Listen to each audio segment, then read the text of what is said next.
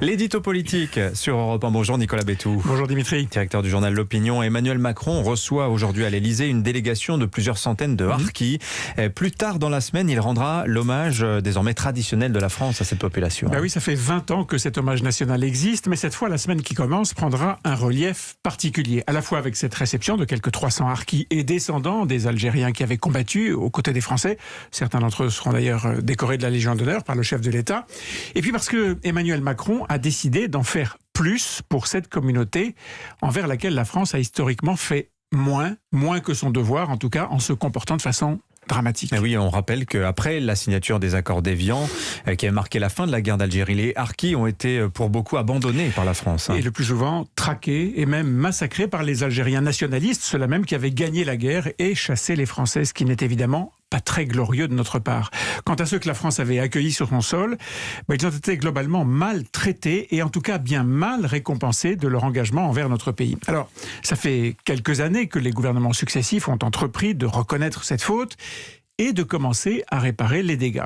François Hollande, par exemple, avait reconnu la responsabilité des gouvernements français dans l'abandon des harkis et son successeur à l'Élysée avait déjà débloqué des fonds publics pour venir en aide à certains descendants de harkis qui se retrouvaient bien sûr dans le dénuement. Bon, cette fois, outre l'octroi de nouvelles aides importantes, on parle de 300 millions d'euros, la présidence de la République indique qu'un nouveau pas devrait être franchi pour admettre le manquement de l'État. Manquement, c'est un mot très fort qui devrait ouvrir la voie à une procédure de réparation avec un projet de loi à la clé. Alors ça, c'est pour la dimension historique de la question des harkis, mais l'opposition voit aussi dans cette démarche d'Emmanuel Macron une dimension électoraliste.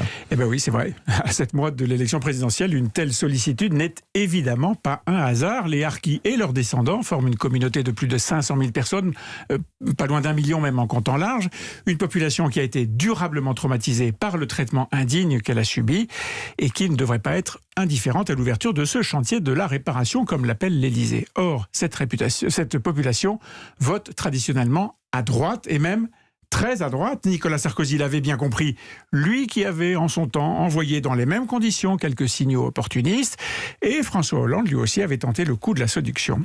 Emmanuel Macron, lui, il vient de loin.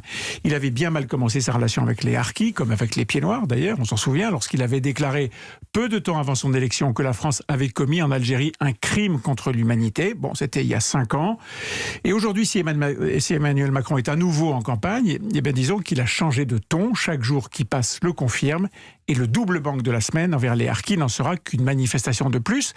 Mais il y a cette fois une dimension supplémentaire, une dimension révision de l'histoire. Alors attention, quand on parle de révision, généralement, on parle d'effacer des faits historiques avec ce qu'on appelle aujourd'hui la cancel culture. Mais oui, mais en l'occurrence, reconnaître un manquement à l'égard des harkis et évoquer une réparation, ce n'est pas effacer la réalité, c'est la regarder en face sans forcément tomber dans la repentance. Pour une fois, assumer sa responsabilité d'État, ce ne sera pas réécrire l'histoire, ce ne sera pas l'effacer, mais la supporter en entier. Nicolas Bétou du journal L'Opinion. Merci Nicolas.